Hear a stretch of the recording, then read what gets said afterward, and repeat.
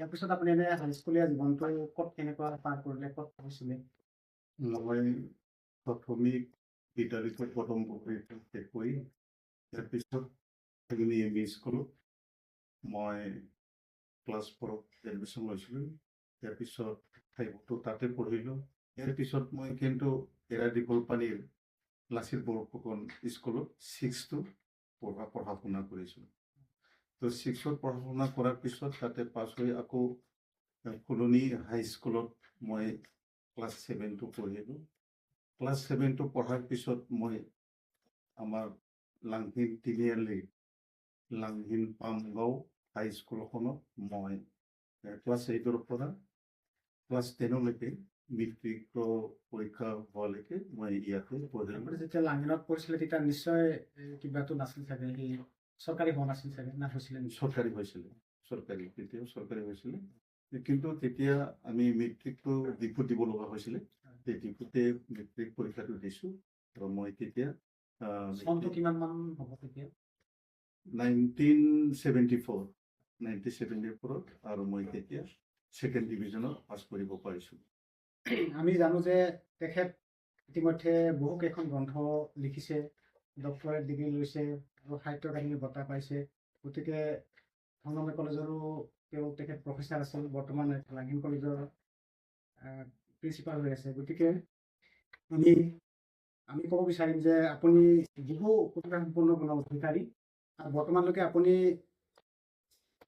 কেইখন গ্ৰন্থ ইতিমধ্যে ৰচনা কৰিছে, আৰু সাহিত্য জগতত আপুনি প্ৰৱেশ কৰাৰ সময়ত আপুনি কাৰ অনুপ্ৰেৰণা পাইছিলে?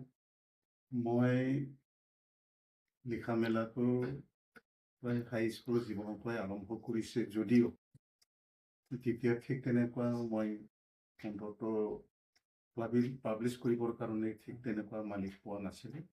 পিছৰ জীৱনত মই যেতিয়া কিছুমান কিতাপ মোৰ লিখনি বা সৃষ্টি কৰে তেতিয়া মই এই লিখা মেলাবিলাক তেওঁলোকৰ মানে সহযোগত মই প্ৰকাশ কৰিবলৈ মানে সাহস পাইছিলোঁ বা মই সক্ষম হৈছিলোঁ। এতিয়ালৈকে মই ঠিক তেনেকুৱা প্ৰায় 30খন কিতাপ গ্ৰন্থ মই সৃষ্টি কৰি প্ৰকাশ কৰিব পাৰিলোঁ। সেই কিতাপবিলাকৰ ভিতৰত, গ্ৰন্থবিলাকৰ ভিতৰত মানে কি আছে এনে হিচাপত? এনে ধৰি লওক কবিতা, মানে কবিতা, ইতিহাস, প্ৰবন্ধমূলক গ্ৰন্থ, আৰু এইকেইটাই প্ৰধান। নাটকো আপুনি নাটকো লিখিছোঁ, নাটক, নাটিকা, এইকেইটা একাংকা না সেইটো মই লিখিছোঁ। আপুনি যিহেতু এই গ্ৰন্থ সন্দৰ্ভত মানে বুৰঞ্জী, কবিতা, নাটক, একাংকা নাটক এই সন্দৰ্ভত ক'লে, কিন্তু কেইটামান আপুনি জনাব নেকি? মানে নামটো, গ্ৰন্থ যিটো বুৰঞ্জী বা যিটো উপন্যাস, অলপমান নামকেইটা ক'ব নেকি? বা কোনটোত আপুনি সাহিত্য একাডেমী বঁটা পাইছিলে সেই কিতাপৰ নামটো ক'ব নেকি? মোৰ যিটো সাহিত্য একাডেমী মই বঁটা পাইছোঁ 2011 চনত মই পাইছোঁ, সেইটো হ'ল কবিতা গ্ৰন্থ। এই কবিতা গ্ৰন্থৰ নামটো হ'ল অসাফুৰ্ণি দৈমা, বড়োৰ অসাফুৰ্ণি দৈমা, কাব্যগ্ৰন্থ মানে কাব্যগ্ৰন্থ অসাফুৰ্ণি দৈমা। আৰু সেই অসাফুৰ্ণি দৈমা অসমীয়াত হৈছে জোনাকৰ নদী। কিমান চনত? এইটো 2011 চনত মই সেই সাহিত্য একাডেমী বঁটাটো পাইছোঁ, তাতে পাইছোঁ। আৰু ইয়াৰ পিছত মই আকৌ কবিতা, অসমীয়া কবিতা গ্ৰন্থ, কাব্যগ্ৰন্থ এটা লিখিছোঁ, সেইটো হ'ল ৰঙা ফাগুনৰ জয়।